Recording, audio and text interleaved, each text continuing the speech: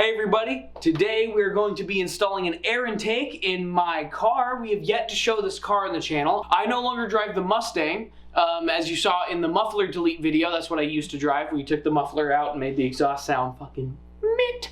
But now I drive a 2002 Toyota Celica GT.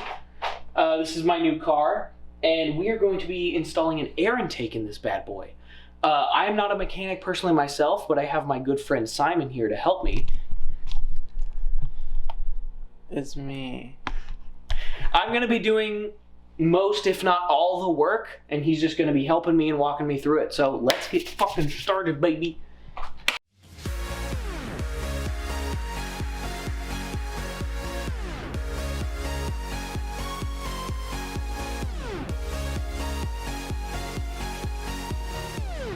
Alright, so with a little assistance from Simon, I managed to get the top of the airbox off. We undid all the clips, unplugged the mass airflow sensor.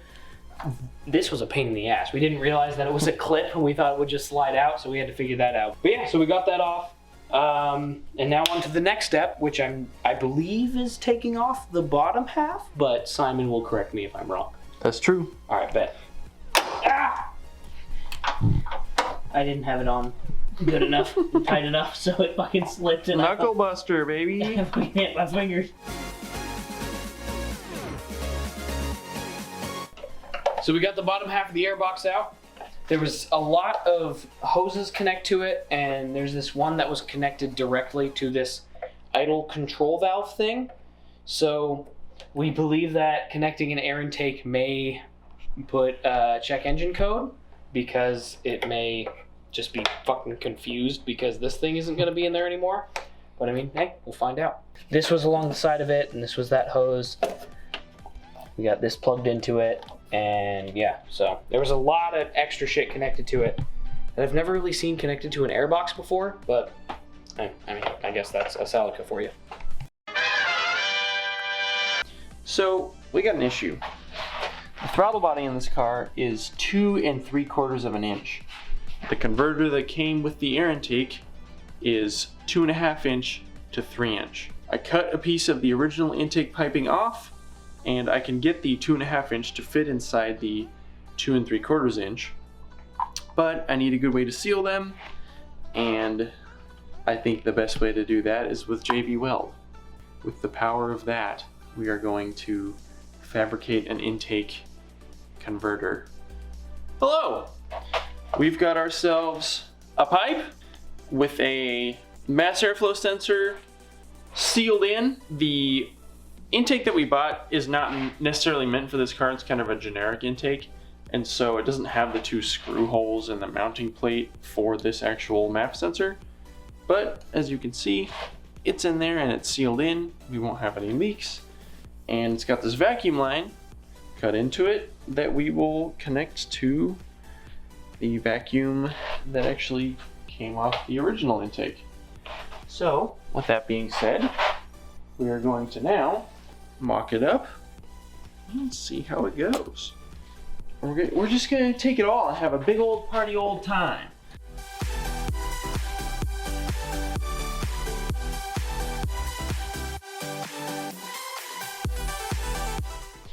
And that looks like it might just work. Yes, we're going to Mimi Big Boy here.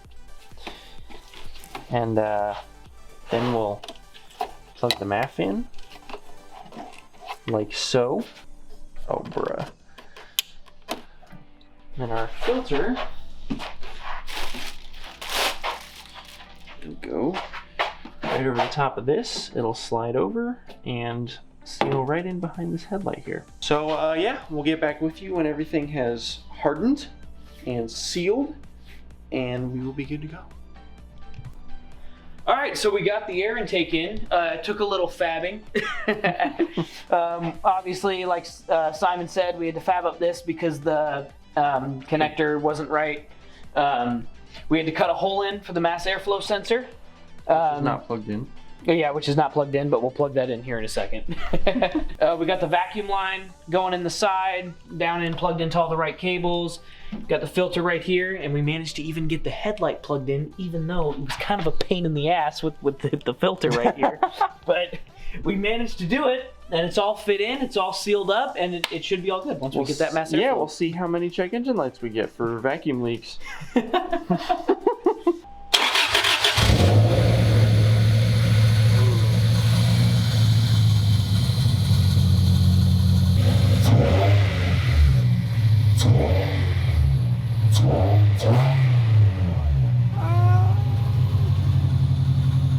Oh yeah, that sounds real nice. All right, ladies and gents, first impressions. Oh. Do you or do you not feel a difference? I do. Does it or does it not seem to be a placebo effect? Because when I drove it, I've driven this car very few times, and I still felt like it was different. I don't think it's placebo because I notice a difference. And I mean, I drive this car every day. Right. It felt like the throttle response was quicker to me. When you step on the gas, it's faster Yeah, no, to rev up. yeah, that's what I'm noticing too.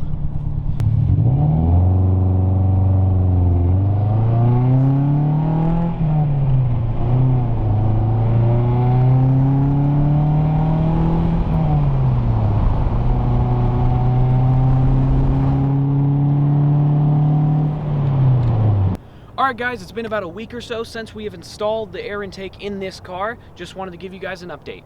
There's still no leaks, the JB Weld is holding up really well and it's keeping it all sealed up. Also, the throttle response definitely improved. The specific reason I wanted to do this like week later update is because I wanted some time to get used to the car and make sure that the throttle response improvement was an actual improvement and it wasn't just my excitement getting the better of me because I just installed a new mod in the car. Thank you guys for watching. I hope you liked the video. If you did, make sure to like, comment, and subscribe. Also, there's a new video coming out for this Toyota Celica not too long, so make sure you stay tuned for that. Thank you guys again for watching, and see you guys later.